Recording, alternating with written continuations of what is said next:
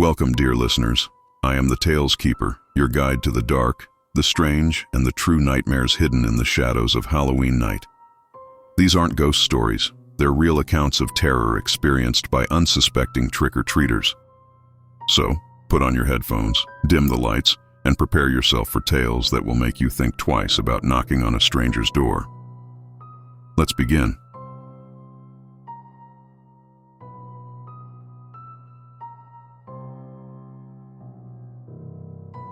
Our first story takes place in a quiet neighborhood one chilly Halloween night. A group of kids, laughing and running from house to house, noticed a man in a black mask following them from a distance. They thought it was just someone playing a Halloween prank, but as the night wore on, the man didn't stop. He followed them to each house, staying just far enough away to be creepy, but close enough that they couldn't shake the feeling of his eyes on them. When they finally confronted him, he said nothing, just stood there, breathing heavily. They ran to the nearest house for help, but by the time they turned around, the man had vanished. Later that night, they discovered he'd been spotted in multiple neighborhoods that Halloween, and that he was wanted by the police for something much darker than a Halloween scare.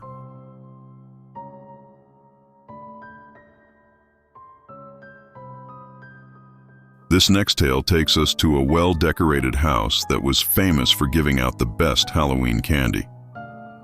On Halloween night, kids from all over flocked to this house, eager for king-sized candy bars. But this year, something was different. As trick-or-treaters approached the house, they heard strange noises, soft sobbing and whispers coming from inside. Some claimed they saw shadowy figures in the windows, and one child even said she felt someone grab her arm as she reached for the candy. The next morning, it was discovered that no one had lived in that house for years.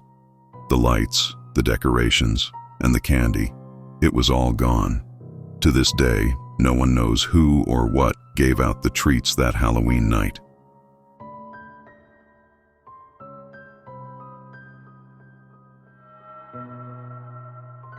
In this story, a young boy found himself with a strange piece of candy, a candy he didn't remember getting.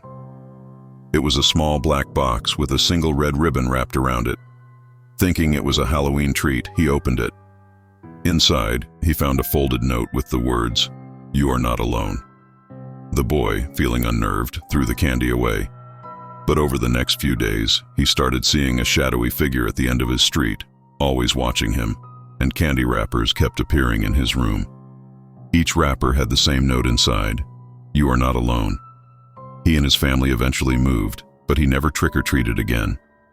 To this day, he's convinced that someone, or something, followed him home that Halloween night.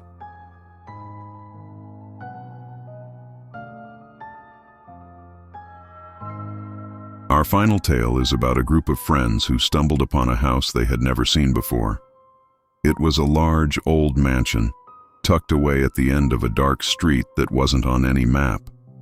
They thought it was an elaborate Halloween setup, with fog machines and ghostly decorations. But when they knocked, an old woman answered and invited them inside. The inside of the house was dimly lit, filled with dusty furniture and eerie portraits on the walls.